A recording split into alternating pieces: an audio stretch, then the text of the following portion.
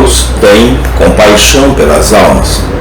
Parte 04, dia 10 de setembro de 2025.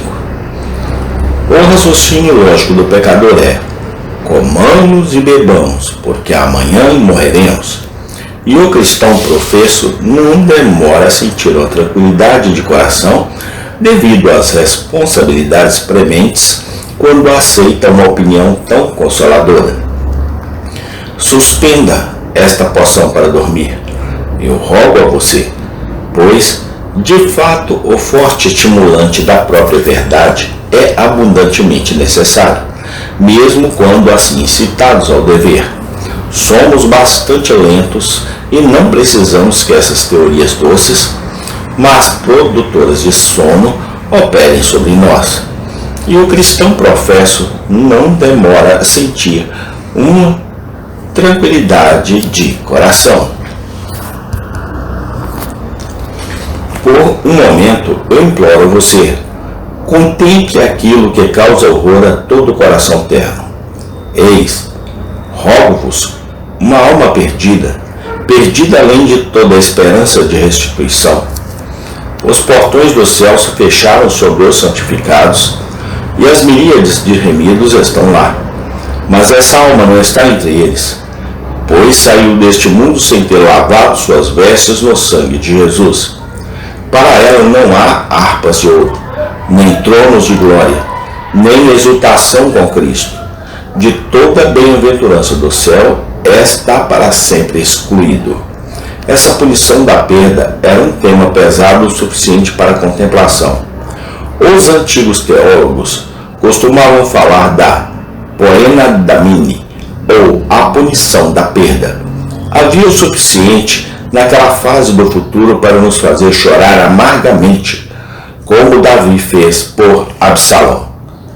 Meu filho excluído do céu, meu marido ausente dos assentos dos bem-aventurados, minha irmã, meu irmão não está na glória.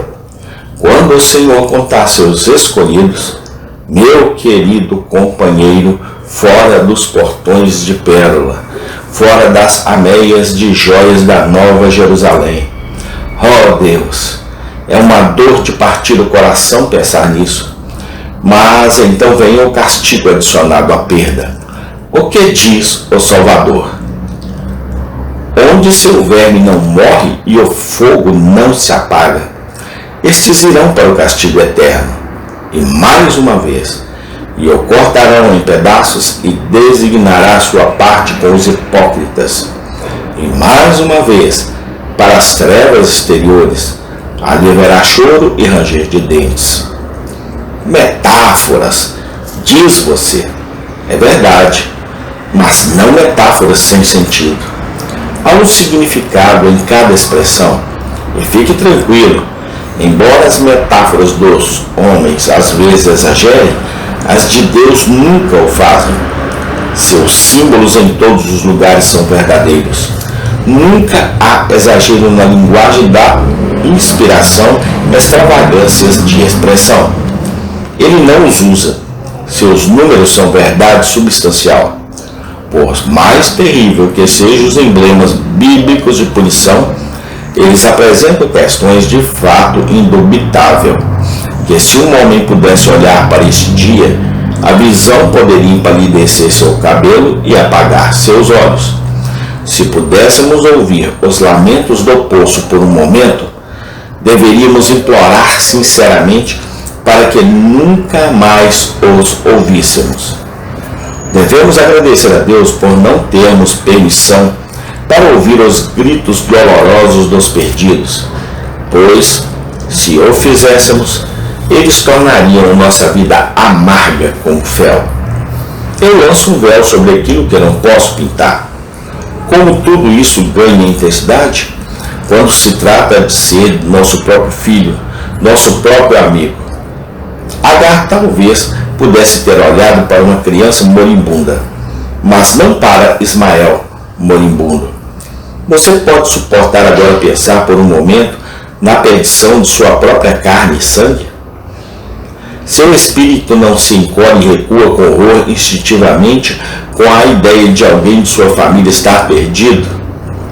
No entanto, de fato, você sabe que alguns deles se perderão se morrerem como estão vivendo agora.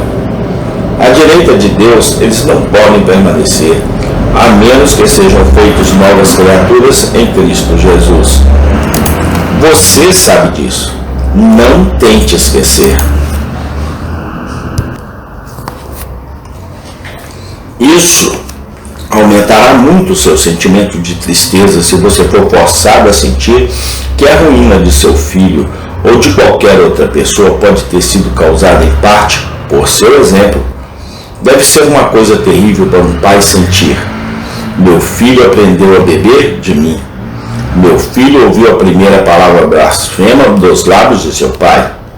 Ou mãe, se sua filha moribunda disser: fui levado à tentação pelo exemplo de minha mãe, que pesaça isso será? Os pais, convertidos tardes na vida, vocês não podem desfazer o mal que já fizeram. Deus o perdoou, mas o dano forjado no caráter de seus filhos é indelével, a menos que a graça de Deus intervenha. Quero que busque essa graça com grande seriedade. Como você deve confessar que ajudou a treinar seu filho como servo do pecado? Se tivermos que sentir que a ruína de qualquer um de nossos amigos ou parentes é parcialmente ocasionada por nossa própria negligência pessoal da religião, isso nos causará dores amargas.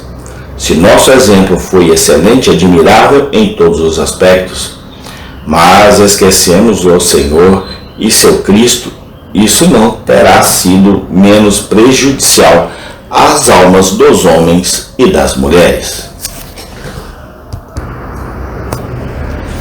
Às vezes penso que esses exemplos são os piores em seu efeito.